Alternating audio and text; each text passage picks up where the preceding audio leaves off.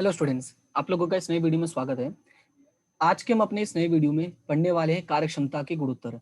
हम क्या पढ़ने वाले हैं? कार्यक्षमता के गुणोत्तर, जिसमें हम ये सीखेंगे कि व्यवसाय में जो हमारी संपत्तियां हैं, जो भी हमारे साधन होते हैं, उनका हमने कितनी अच्छे से इस्तेमाल करके व्यवसाय में लाभ कमा रहे हैं। ठीक है, बेसिकली देखो, अगर कार्यक्षमता, तो कार्यक्षमता का मतलब कार्य करने की क्षमता। लेकिन हमें इससे पता क्या चलेगा कि क्या कार्य अच्छे से हो रहा है? नहीं, हम ये देखते हैं कि हमारे पास जो भी साधन सरंजाम या जो भी संपत्तियां हैं, उनका हमने कितने अच्छे से इस्तेमाल करके व्यवसाय का लाभ बढ़ाया है।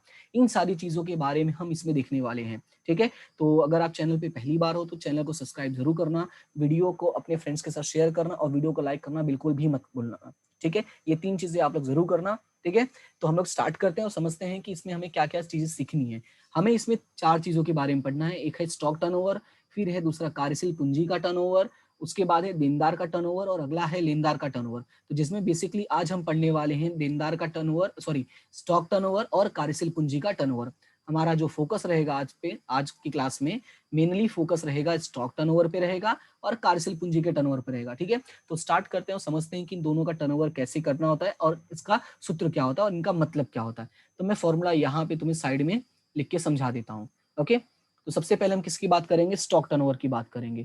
किसकी बात करेंगे? स्टॉक टर्न ओवर, या इसको चलन दर भी बोलते हैं, ये याद रखना। तो स्टॉक टर्नओवर का फॉर्मूला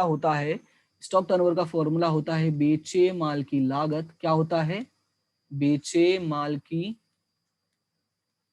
लागत बटे में औसत स्टॉक। क्या होता है? बटे में औसत स्टॉक।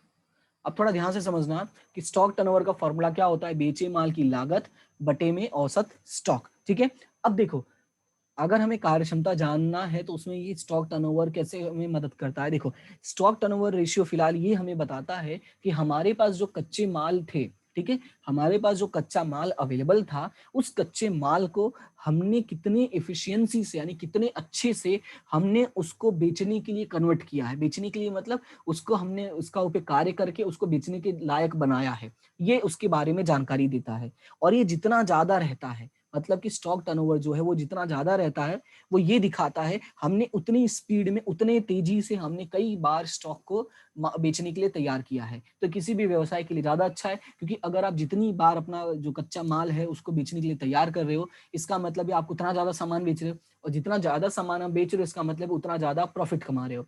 और ये जितना कम रहेगा इसका उल्टा हो जाएगा, मतलब आप प्रॉफिट नहीं कमा रहे हो। बात समझ में आए?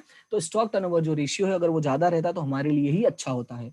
अभी बात करते हैं यहाँ पे कि हमें बेचे माल की लागत और औसत स्टॉक कैसे निकालना होता है। तो सबसे पहले जो इजी है मैं उसकी बात करता हूँ। हम किसकी बात करेंगे? पहले औसत स्टॉक की। तो औसत स्टॉक क्या होता है? औसत का मतलब देखो क्या होता है, हमें पता है कि जो भी होता है उसको जोड़ के डिवाइड बाई कर देना होता है, जितने भी नंबर होते हैं। तो यहाँ पे स्टॉक के नाम पे 2 ही चीजें होती हैं हमारे पास व्यवसाय में। एक होता है प्रारंभिक स्टॉक और एक होता है अंतिम स्टॉक। तो औसत स्टॉक क्या हो जाएगा? प्रारंभिक स्टॉक प्लस अंतिम स्टॉक बटे में 2। क्या हो जाएगा? प्रारंभिक स्टॉक प्लस अंतिम स्टॉक बटे में 2। ये हो गया औसत स्टॉक। दूसरा जो फॉर्मूला है वो है हमारा बेचे माल की लागत का। तो याद होगा हम लोगों ने पिछले क्लासेस में, यानी जो सकल लाभ पढ़ा था, वहां पे भी हम लोगों ने कई बार देखा था। तो उसका लिंक आपको मिल जाएगा, ताकि आपको डिटेल में समझना हो तो सारी चीजें वहां पे आपको मिल जाएगी, और सारे गुणोत्तर अच्छे से पढ़े रहोगे तो आपको आगे की क्लासों में भी काम आएगा। ठीक है, तो सबसे पहले हम बात करते हैं बेचे माल की लागत कैसे निकालते हैं। तो मैं डायरेक्टली यहाँ पे लाइन खींच के लिख देता हूँ कि बेचे माल की लागत बराबर, बेचे माल की लागत बराबर क्या होता है? बेचे माल की लागत बराबर, तो इसका एक फॉर्मूला होता है, और फॉर्मूला ये होता है कि सबसे पहले हम लिखते हैं प्रारंभिक स्टॉक। क्या लिखते हैं? प्रारंभिक स्टॉक। इसको थोड़ा ध्यान से समझना। सबसे पहले क्या आएगा? प्रारंभिक स्टॉक आएगा। फिर उसके बाद क्या आएगा? उसके बाद आता है खरीदी। प्रारंभिक स्टॉक प्लस खरीदी, प्लस खरीदी के खर्च। अगर कुछ खरीदी के खर्च दिया है तो उसको भी हमें क्या करना होता है? जोड़ देना होता है। और खरीदी के खर्च को जोड़ने के बाद अगर व्यवसाय में अंतिम स्टॉक पड़ा हुआ है तो अंतिम स्टॉक क्या करोगे? उसको माइनस कर दोगे। तो ये फॉर्मूला हो जाएगा तुम्हारा बेचे माल की लागत का। ये किसका फॉर्मूला हो जाएगा? बेचे माल की लागत का। साथ ही साथ एक और फॉर्मूला होता है, और वो फॉर्मूला क्या है मैं वो तुम्हें सकल लाभ वाले में से ही समझाऊंगा। अगर याद होगा हमने एक फॉर्मूला पढ़ा था कि सकल लाभ बराबर, ठीक है, क्या पढ़ा था? सकल लाभ बराबर हमने पढ़ा था कुल बिक्री, हमने क्या पढ़ा था, कुल बिक्री माइनस बेचे माल की लागत। तो ठीक है, बेचे माल की लागत, थोड़ा शॉर्ट में लिख दिया मैंने, क्या होता है, सकल लाभ बराबर कुल बिक्री माइनस बेचे माल की लागत। लेकिन हमें चाहिए यहाँ पे बेचे माल की लागत, तो बेचे माल की लागत इस साइड आ जाएगा, यानी जो फॉर्मूला है वो क्या बन जाएगा, बेचे माल की लागत बराबर बिक्री माइनस सकल लाभ। यानी जो हमारा फॉर्मूला है वो क्या बन जाएगा, बेचे माल की लागत बराबर बिक्री माइनस सकल लाभ। हमारा फॉर्मूला क्या बन जाएगा कि बेचे माल की लागत बराबर बिक्री माइनस सकल लाभ, ये हमारा फॉर्मूला बन जाएगा। ठीक है, क्लियर है, इतना समझ में आया।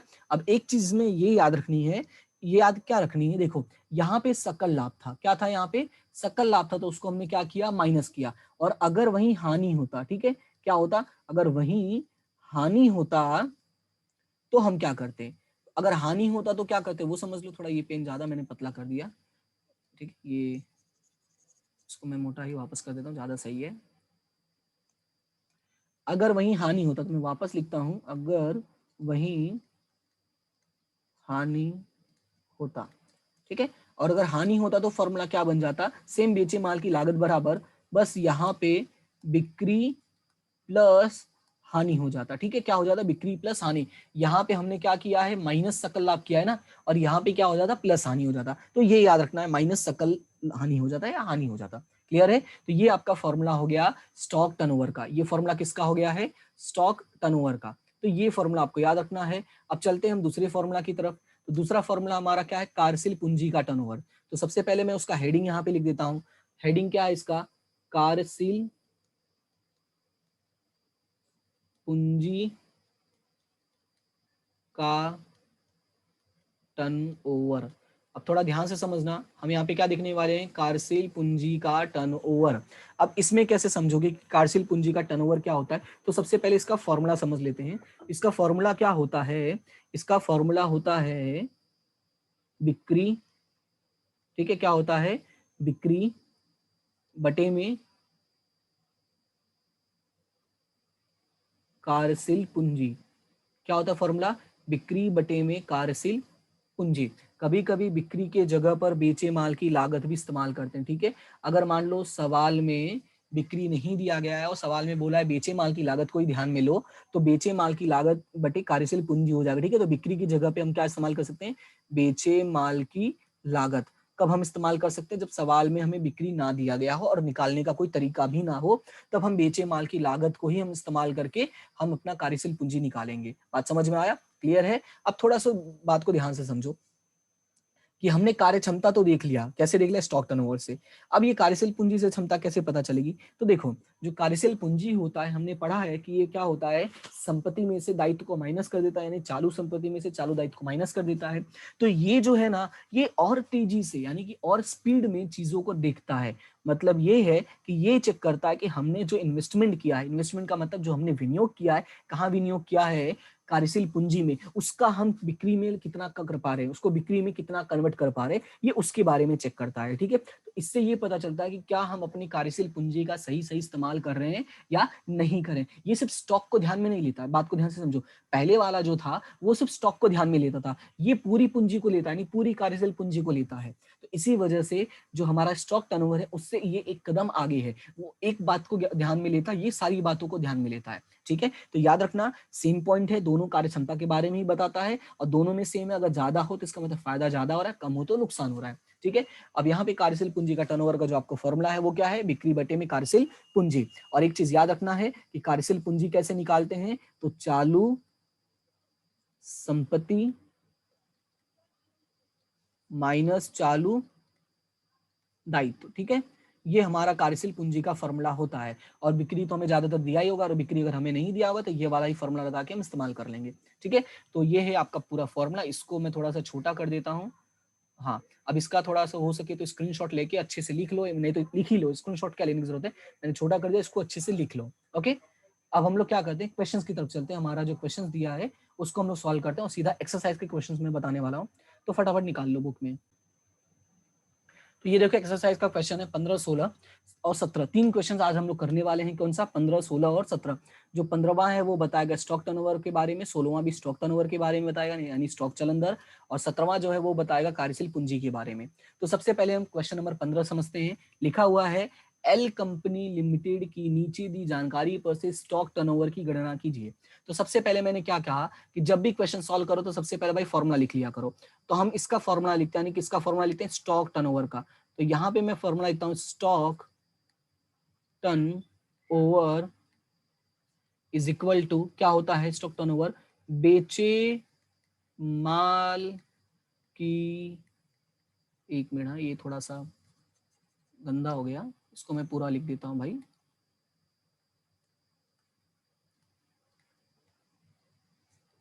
बेचे माल की लागत, ठीक है, बटे में औसत स्टॉक। क्या होता है? बेचे माल की लागत बटे में औसत स्टॉक। अब हम क्या करेंगे, सवाल में जैसे जानकारी दी होगी हम उस हिसाब से जानकारी का इस्तेमाल करके सवाल को समझने की कोशिश करते हैं। तो सबसे पहले हम सवाल की तरफ चलते हैं।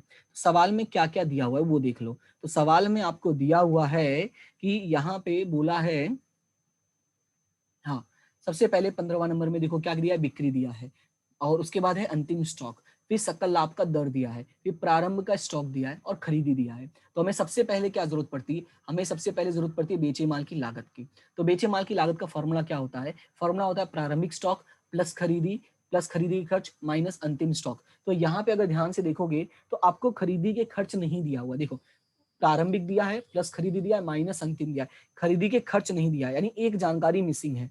अब अगर एक जानकारी मिसिंग है तो हम क्या करते हैं, हम उसको इग्नोर करके हम दूसरा वाला फॉर्मूला लगाते हैं। तो दूसरा वाला फॉर्मूला था बेचे माल की लागत बराबर बिक्री माइनस सकल लाभ। दूसरा फॉर्मूला क्या था? बेचे माल की लागत बराबर बिक्री माइनस सकल लाभ। तो क्या वो पॉसिबल है? हाँ, तो दूसरा वाला फॉर्मूला, यानी मैं यहाँ पे लिख भी देता हूं। तो दूसरा वाला जो फॉर्मूला था वो क्या था कि बेचे माल की लागत बराबर बिक्री माइनस सकल लाभ। ये दूसरा फॉर्मूला है। तो क्या हमारे पास बिक्री अवेलेबल है? सवाल में है, हाँ बिक्री अवेलेबल है। हमारे पास कितना है बिक्री? हमारे पास बिक्री के तौर पे है 30 लाख रुपए, ठीक है। तो बिक्री हमारे पास अवेलेबल है। अब मैं सवाल ये है कि क्या हमारे पास सकल लाभ अवेलेबल है? सकल लाभ को अगर ध्यान में देखोगे तो हमारे पास यहाँ पे लिखा है 30%, और सकल लाभ हम किस पर निकालते हैं? बिक्री पर ही निकालते हैं। फॉर्मूला याद होगा, सकल लाभ का दर बराबर सकल लाभ बटे में बिक्री, यानी कि जो सकल लाभ का दर होता है वो बेसिकली किस पर निकलता है? बिक्री पर। और ये 30% क्या डिनोट कर रहा है कि 100 रुपए का अगर सामान बेचा होगा तो उस पर 30 रुपए क्या हमारा सकल लाभ है, यानी डायरेक्टली आपका जो ये सकल लाभ मिल जाएगा। वो कैसे मिलेगा? तो यहाँ पे मैं लिख भी देता हूँ कि 30 लाख गुड़े 30%। तो 30 लाख गुड़े 30% करोगे तो आपका क्या मिल जाएगा? सकल लाभ मिल जाएगा। यानी 30 लाख माइनस 3 × 9 लाख है, यानी कि ये हो जाएगा 9 लाख रुपए। तो 30 में से 9 लाख माइनस करोगे तो ये कितना आ जाएगा? 21 लाख रुपए आ जाएगा, ठीक है। तो बेचे माल की लागत हमें कितना मिल गया है? 21 लाख रुपए मिल गया है। अब बात करते हैं दूसरी चीज की। दूसरा चीज है हमारा औसत स्टॉक। तो औसत स्टॉक की हमें जरूरत है। तो औसत स्टॉक का फॉर्मूला क्या था? प्रारंभिक प्लस अंतिम डिवाइडेड बाय 2। तो प्रारंभिक हमारे पास है और अंतिम हमारे पास है, हम उसको भी सॉल्व कर लेते हैं। क्या क्या हमारे पास है? प्रारंभिक और अंतिम है। तो यहाँ पे मैं लिखता हूं औसत, क्या लिखता हूं? औसत स्टॉक बराबर प्रारंभिक प्लस अंतिम, शॉर्ट में लिखता हूं, ठीक है, प्रारंभिक प्लस अंतिम बटे में 2। प्रारंभिक कितना है? 3.5 लाख है, और अंतिम कितना है? अंतिम है 2.5 लाख, ठीक है। प्रारंभिक है 3.5 लाख और अंतिम है 2.5 लाख, बटे में 2 करो तो 3 2 5 और 1 6 लाख। तो 6 लाख बटे में 2, तो ये कितना हो जाएगा? 3 लाख हो जाएगा। बात समझ में आया? ये कितना हो जाएगा? 3 लाख हो जाएगा। अब थोड़ा ध्यान से समझो, बेचे माल की लागत मिल गया 21 लाख और औसत स्टॉक मिल गया 3 लाख। बस अब फॉर्मूले में रख दो। चलो, तो यहाँ पे जो फॉर्मूला है उसी में रख लेते हैं। तो यहाँ पे 21 लाख बटे में 3 लाख, इसको सॉल्व करोगे तो ये आएगा 7 टाइम्स, यानी 7 बार। मतलब ये हुआ कि हमारे पास जो स्टॉक पड़ा हुआ था उसको हमने 7 बार बिक्री में कन्वर्ट, यानी बेचे माल की लागत में कन्वर्ट किया। तो ये अच्छी चीज है हमारे लिए। बात समझ में आया? क्लियर है? इसी के साथ चलते हैं हमारे अगले क्वेश्चन पे। तो अगला क्वेश्चन है हमारा, वाई कंपनी लिमिटेड की नीचे दी गई जानकारी पर से स्टॉक चलन दर की गणना कीजिए। देखो ये जो क्वेश्चन दिया हुआ है इसमें देखो बोला है कि स्टॉक चलन निकालना है और हमें देखना है कि कौन सा सूत्र हम इसमें इस्तेमाल कर सकते हैं। तो पहले जानकारी देख लो। तो प्रारंभिक स्टॉक, बिक्री, खरीदी के खर्च, अंतिम स्टॉक, खरीदी और मजदूरी, इतनी जानकारी हमें दिया, यानी खरीदी के खर्च हमें दिया है, मजदूरी भी दिया है। तो हम इसका मतलब ये हुआ कि इसमें हम दूसरा वाला फॉर्मूला लगा सकते हैं। तो हम क्या करते हैं, सबसे पहले हम फॉर्मूला ही अपना लिख लेते हैं।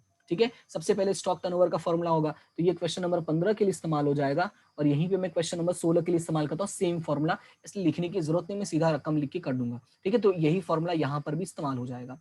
ओके, अब बात करते हैं बेचे माल की लागत का। तो बेचे माल की लागत बराबर क्या होता है, तो यहाँ पे मैं लिख देता हूँ बेचे माल की लागत बराबर क्या होता है, प्रारंभिक स्टॉक प्लस खरीदी के खर्च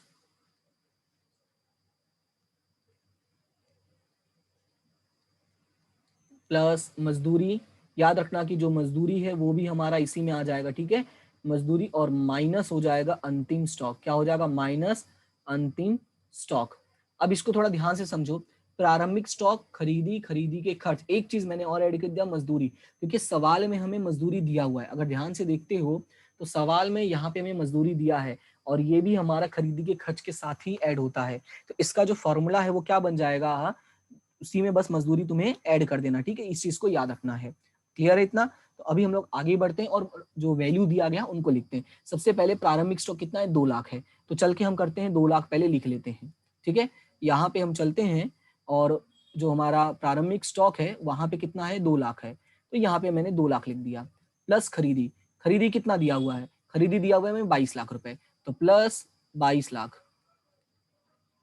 उसके बाद प्लस खरीदी के खर्च, तो खरीदी के खर्च हमें कितना दिया हुआ है, खरीदी खर्च दिया हुआ है 1 लाख, तो हम चलते हैं 1 लाख भी जोड़ देते हैं। फिर प्लस मजदूरी, तो मजदूरी कितना दिया वो भी देख लो, तो मजदूरी हमें दिया हुआ है 2.5 लाख रुपए, तो उसको भी हम लोग लिख देते हैं प्लस 2.5 लाख रुपए माइनस अंतिम स्टॉक, तो अंतिम स्टॉक कितना दिया हुआ है 1.5 लाख रुपए। हम अंतिम स्टॉक को क्या करते हैं, माइनस कर देते हैं 1.5 लाख रुपए। ठीक है, अब इसको हमें क्या करना है, इसका टोटल प्लस माइनस करके देखना है। तो 22 प्लस 2 24, एक 25, 25 26 27, 27.5 लाख, तो 27.5 लाख है और 27.5 लाख में से 1,50,000 माइनस करोगे तो ये आ जाएगा 26 लाख। तुम कैलसी में कर लेना। ठीक है, ऐसा ऐसा सोचना नहीं कि ऐसे फटाफट कर लोगे, कभी कभी देखो भाई गलती हो जाती है और एग्जाम में अगर करना है चीजें तो हम 100% सिक्योर होके चलते हैं। ठीक है, तो कैलसी में जोड़ना ज्यादा आसान रहेगा। क्लियर है? तो ये हमें कितना आ गया, बेचे माल की लागत 26 लाख, तो यहाँ पे मैं लिख देता हूँ बेचे माल की लागत की जगह पर 26 लाख। ठीक है, डिवाइडेड बाय हमारा अगला फॉर्मूला होता है औसत स्टॉक, तो औसत स्टॉक का मैंने यहाँ पे फॉर्मूला लिखा ही है, तो बस मैं यहाँ पे साइड में वैल्यू ही लिख के निकाल लेता हूँ। तो प्रारंभिक प्लस अंतिम डिवाइडेड बाय 2, तो इसका प्रारंभिक 2 लाख है और अंतिम 1.5 लाख है, वो तो हमें दिया ही है। तो प्रारंभिक कितना है, 2 लाख है और अंतिम कितना है, 1.5 लाख है। ठीक है, एक मिनट, प्रारंभिक 2 लाख प्लस 1.5 लाख भागे 2, तो 2 1 3, 3.5 लाख हो जाएगा, तो 3.5 लाख भागे 2, तो ये आ जाएगा 1,75,000। कितना आ जाएगा, 1,75,000। ठीक है, यानी हमारा जो औसत स्टॉक आया वो कितना आ जाएगा, 1,75,000 आ जाएगा। तो हमें बस क्या करना है, 26 लाख भागे 1,75,000 कर देना है। तो 26 लाख भागे 1,75,000 करोगे तो ये आएगा 14.85 बार। कितना आ जाएगा, 14.85 बार। इसका मतलब ये हुआ कि हमारा जो ये औसत स्टॉक था हमारे, यानी जो स्टॉक था हमारे व्यवसाय में, उसको हमने 14 बार, समझ लो 15 बार है, ऑलमोस्ट 15 के बराबर है, 15 बार हमने उसको बेचे माल की लागत में कन्वर्ट किया, यानी 15 बार हमने बेचने की कोशिश की है और लाभ कमाया है। बात समझ में आया? क्लियर है? तो ये हमारा 15 और 16 नंबर, ये कहाँ चला गया, वेट, हाँ एक मिनट, ये बहुत आगे आ गया है, एक सेकेंड, हाँ बहुत ज्यादा आगे चला गया था, एक मिनट रुक जाओ। हाँ, ये हमारा जो है ये दोनों ही क्वेश्चन का सॉल्यूशन है, एक जगह पर ही है। इसका स्क्रीनशॉट लेना चाहो तो ले लो, नहीं तो मैं तो सजेस्ट ही करूंगा भाई लिख लो। ठीक है, पहली बार पढ़ रहे हो तो लिख लो, दूसरी बार पढ़ रहे हो तो रिवाइज कर रहे हो तो टेंशन ही नहीं है। ओके, इन दोनों क्वेश्चन का सॉल्यूशन एक ही जगह अवेलेबल है, ये है 15 का और ये है 16 का, तो यहाँ पे ये 15 नंबर है और ये 16 नंबर है। ठीक है, क्लियर है? अब उसी के साथ हम लोग चलते हैं 17 नंबर पे। 17 नंबर क्वेश्चन में क्या लिखा हुआ है कि जेड कंपनी लिमिटेड की नीचे दी जानकारी पर से कार्यशील पूंजी का टर्नओवर की गणना कीजिए। सवाल में क्या लिखा है कि कार्यशील पूंजी टर्नओवर की गणना कीजिए। कैसे बोला है गणना के लिए? बिक्री और बिक्री लागत दोनों पर करना है। देखो मैंने सूत्र लिखवाते टाइम पहले ही बोल दिया था कि भाई बिक्री पर भी करना होता है और बिक्री लागत पर भी करना होता है, जैसा हमें सवाल में कहा होगा। तो यहाँ पे हमें दोनों बोल दिया है। बात समझ में आया? अगर हमें दोनों बोल दिया तो सबसे पहले हम क्या करते हैं, तो सबसे पहले हमारा काम ये होगा कि हम फॉर्मूला लिखते हैं। सबसे पहला काम क्या होगा हमारा? फॉर्मूला लिखने का। तो चलो मैं यहाँ पे फॉर्मूला नीचे लिख देता हूँ, ठीक है। हाँ, यहाँ पे मैं नीचे फॉर्मूला लिख देता हूँ। तो नीचे फॉर्मूला क्या हो जाएगा, एक मिनट पेन का इस्तेमाल करते हैं और लिखते हैं कार्यशील। फॉर्मूला क्या हो जाएगा? कार्यशील पूंजी टर्नओवर, ठीक है। इसका फॉर्मूला क्या होता है, हमने पढ़ा था कि अगर होगा तो बिक्री भी इस्तेमाल कर सकते हैं, या तो हम क्या इस्तेमाल कर सकते हैं, बेचे माल की लागत, जैसा हमें सवाल में कहा होगा। तो बिक्री या बेचे माल की लागत हम दोनों का ही इस्तेमाल कर सकते हैं। और डिवाइड में हमें क्या लिखना है यहाँ पे, कार्यशील पूंजी। क्या लिखना है हमें? कार्यशील पूंजी। तो सबसे पहला पॉइंट है ये है कि हमें बिक्री और बेचे माल की लागत निकालनी पड़ेगी। हमें क्या निकालना पड़ेगा? बिक्री और बेचे माल की लागत, ठीक है। तो सबसे पहले हम चलते हैं पहला पॉइंट पे, बिक्री पे। तो क्या सवाल में हमें बिक्री दिया है? सवाल इधर है, उधर कहाँ जा रहा है, एक मिनट भाई रुक जाओ, ये गलत जगह जा रहा था, ठीक है। तो ये इधर है, हाँ। तो यहाँ पे देखते हैं क्या हमें बेचे माल की लागत दिया हुआ है। तो अगर सवाल में देखकर चलते हो तो क्या हमें कहीं बेचे माल की लागत दिख रहा है? देखो इसमें तो यहाँ पे बिक्री लागत दिख रहा है, यानी बेचे माल की लागत तो मिल गया, ठीक है। बेचे माल की लागत कितना मिल गया? 32 लाख रुपए मिल गया। यानी एक चाहे तो हम डायरेक्टली सॉल्व कर सकते हैं। तो इसका मतलब ये हुआ एक वाले में तो कर सकते हैं ना, यानी बेचे माल की लागत। तो बेचे माल की लागत को मैं इस साइड लिख देता हूँ, ठीक है। कितना है? 32 लाख रुपए। इसको तो डायरेक्टली सॉल्व कर सकते हैं, डिवाइडेड बाई कार्यशील पूंजी, पर वो नहीं है हमारे पास, ठीक है। अब हम बिक्री भी निकाल लेते हैं, क्योंकि दोनों निकाल के साथ में सॉल्व कर लेंगे तो कोई दिक्कत तो है नहीं, ठीक है। तो बिक्री हमें दिया नहीं है, लेकिन अगर ध्यान से देखोगे तो बिक्री लागत और सकल लाभ दोनों दिया है। और अभी हमने फॉर्मूला देखा था कि सकल लाभ का फॉर्मूला क्या होता है, वो हमने देखा था। तो यहाँ पे मैं सकल लाभ वाला फॉर्मूला ही लिखता हूँ। क्या लिखता हूँ? सकल लाभ बराबर, जो फॉर्मूला तुम्हें आता है तुम वही फॉर्मूला लगाया करो, ठीक है। तो सकल लाभ बराबर क्या हमने पढ़ा था? बिक्री माइनस बेचे माल की लागत, ठीक है। बेचे माल की लागत। अब ध्यान से समझो, सकल लाभ हमें दिया हुआ है। सकल लाभ हमें कितना दिया हुआ है? हमें दिया हुआ है 8 लाख रुपए, ठीक है। सकल लाभ हमें कितना दिया हुआ है? 8 लाख रुपए। हमें बिक्री का अता पता नहीं है, पर बेचे माल की लागत देखो 32 दिया है। तो बिक्री को मैं यहाँ पे वी लिख देता हूँ और -32, ठीक है। वो शॉर्ट में मैंने वी लिख दिया। तो ये 32 है और ये 8 है, ये माइनस में, इधर जाएगा तो प्लस में हो जाएगा। यानी वी बराबर क्या हो जाएगा? 8 लाख तो पहले से ही था, 32 वाला घूम के आ गया, ठीक है। 8 लाख पहले से ही था और 32 वाला क्या हुआ? घूम के आ गया। तो 8 और 32 कितना हो जाएगा? ये 40 लाख हो जाएगा। बात समझ में आया? यानी कि हमारा जो बिक्री है वो कितना हो जाएगा? 40 लाख हो जाएगा। हमें क्या मिल गया? बिक्री भी मिल गया। अब यहाँ पे मैं लिख सकता हूँ 40 लाख, ठीक है, बटे में। अगला हमें जरूरत है कार्यशील पूंजी की। हमें किसकी जरूरत है? कार्यशील पूंजी की। और कार्यशील पूंजी का मैंने जो फॉर्मूला लिखा था वो क्या लिखा था कि कार्यशील पूंजी बराबर, ये हमने कई बार पढ़ा है। देखो कुछ फॉर्मूलाज जो है वो रिपीटेड हो रहे हैं, तो इसका मतलब ये है कि अगर हम शुरुआती दौर में अच्छा कर लेंगे तो यहाँ पे काम आएगा। तो अगर वहां नहीं किया हो तो वहां पे भी जाके एक बार तुम वापस पढ़ सकते हो, ठीक है। तो कार्यशील पूंजी बराबर क्या हो जाएगा? चालू संपत्ति। क्या हो जाएगा? चालू संपत्ति माइनस चालू दायित्व। तो हमारा अगला जो जिम्मेदारी है वो ये है कि हम चेक करें क्या चालू संपत्ति और चालू दायित्व दिया है। तो सवाल में चलते हैं और ढूंढते हैं। तो सवाल में अगर ढूंढोगे देखोगे तो यहाँ पे चालू संपत्ति दिया है, कितना दिया है? 5 लाख दिया है। और चालू दायित्व भी दिया है, कितना दिया है? 3 लाख दिया है, ठीक है। ये दोनों चीजें दी हैं। तो हमें काम करते बस वैल्यू लिख देते हैं। तो एक में 5 दिया और एक में 3 दिया है। तो यहाँ हो जाएगा 5 लाख माइनस 3 लाख। कितना हो जाएगा? 5 लाख माइनस 3 लाख। तो ये आएगा 2 लाख, ठीक है। तो कार्यशील पूंजी बराबर कितना आ गया? 2 लाख आ गया। अब ध्यान से समझो, हमें बस करना क्या है, हमें यहां भी 2 लाख लिखना है और हमें यहां भी 2 लाख लिखना है। यहां लिखोगे तो ये आएगा 20 बार, ठीक है। और यहां लिखोगे तो ये आएगा 16 बार। अब कौन सा ज्यादा अच्छा है? तो अच्छा है बिक्री वाला, क्योंकि अगर बिक्री के आधार पर देखते हो तो हमने 20 बार फायदा कमाया है, और अगर बेचे माल की लागत पर देखते हो तो 16 बार ही आता। ठीक है, हालांकि दोनों ही कोई दिक्कत नहीं, क्योंकि लाभ जोड़ दोगे तो दोनों का मतलब ही सेम है। तो ये था हमारा क्वेश्चन नंबर 17 का सॉल्यूशन। ये था 15 और 16 का, और यहाँ पे है 17 का। तो 3 क्वेश्चन मैंने सॉल्व करवा दिया है, और 2 पॉइंट बचा है देनदार और लेनदार का टर्नओवर। तो ये मैं आपको अगली क्लास में बता के चैप्टर को फिनिश कर देंगे, और हो सकेगा तो मैं 19-20 का पेपर भी सॉल्व करवा दूंगा। तो इसके लिए अच्छे से देखते रहो और चैनल को सब्सक्राइब जरूर कर देना। ओके, तो फिर से मैं बोल देता हूँ, अगर वीडियो अच्छे लगते हैं, ठीक है, चीजें समझ में आ रही हैं, तो 3 चीजें करनी है। क्या है? लाइक करना है, ठीक है, फिर उसके साथ क्या करना है? शेयर करना है, और चैनल को सब्सक्राइब करना है। ये 3 चीजें आप करोगे, यही 3 चीजें आपकी जो होंगी वो मेरे लिए क्या होंगी? सपोर्ट होंगी। ठीक है, तो उम्मीद करता हूँ कि इतना सपोर्ट करोगे, बीइंग अ स्टूडेंट, और एक टीचर की रिस्पेक्ट इतनी थोड़ी बहुत करोगे। और मिलते हैं हम अपनी नेक्स्ट क्लास में, तब तक के लिए थैंक यू सो मच, और हमेशा हंसते रहो, मुस्कुराते रहो, और आगे बढ़ते रहो। मिलते हैं नेक्स्ट क्लास में, इसी तरह से हंसते रहो, मुस्कुराते रहो। Okay, thank you so much and have a good day.